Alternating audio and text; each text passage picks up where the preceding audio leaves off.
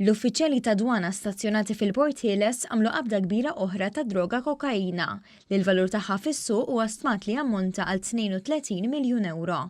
Id-droga nstabet moħbija f'4 containers li jintużaw għall-importazzjoni tal-frott li kienu għadhom kif waslu Malta minn pajjiż fl-Amerika t'isfel. Kmieni li ta' filgħodu l-uffiċjali skanjaw 12 container bl-iskanner li xtrat id-dwana s-sena l-oħra b'investiment ta' 2 miljuni u 500,000 euro. Hemmhekk sabet 240 pakkett bid-droga kokaina.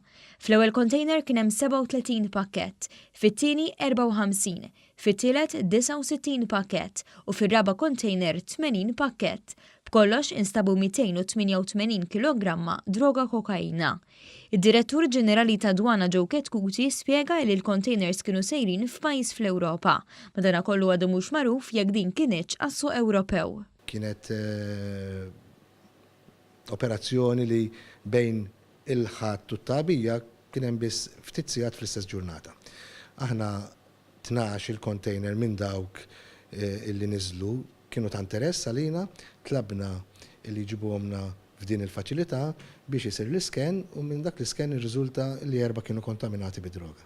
Sijat wara din il-qabda l-Prim Ministru Joseph Muscat taħajr lil daw kollha involuti biex saret din is-sejba u nota li l-uffiċjali Maltin qed jagħtu daqqa ta' ħarta kbira liċ-ċirku globali ta' traffikar ta' droga.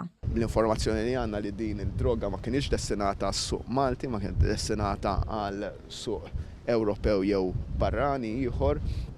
Naħseb iżdid il-kredibilità tal-pajjiż dan kollu u turi li qed nieħdu l-ġlieda internazzjonali kontra d-droga bajnuna mal-awtoritajiet kollha internazzjonali b'serjetà kbira u nixtieq nirringrazzja lit-tmexxija ta' dwana l-Pulizija, servizzi ta' sigurtà u dak kollha involuti. Il-każ għadda f'idejn il-Pulizija mill-iskwadra ta' kontra droga filwaqt li nfetħet inkjesta maġisterjali li qed tiġi mejjuna mill-Pulizija tal-Forensika.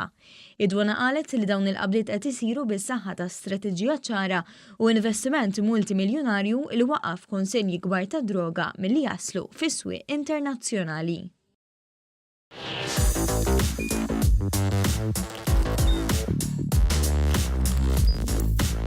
Idħol fuq one.com.mt u hemmhekk tista' tara l-programmi kollha li jxandru fuq One permezz ta' One Play.